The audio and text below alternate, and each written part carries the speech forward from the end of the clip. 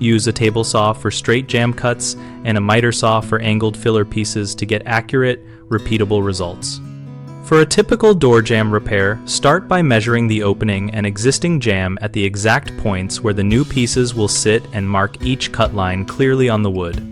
When cutting long straight pieces, use a table saw with a sharp blade and a zero clearance insert if possible to reduce tear out and hold the workpiece firmly against the fence for consistent width. For short angled cuts, set a miter saw to the required angle, support the work on both sides of the cut, and make a slow, controlled cut to prevent splintering. Use a stop block for multiple identical pieces. Always measure twice and dry fit all pieces before any glue or screws so you can see how gaps and reveal lines behave and tweak cuts as needed. For fine adjustments, carry a sharp tenon saw or a Japanese pull saw and a block plane to pare a few thousandths off the edge rather than removing too much material at once.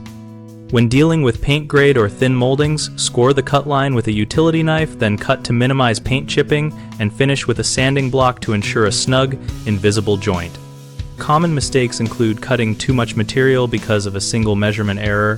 Fix this by measuring twice and using a marking gauge or combination square to transfer widths accurately.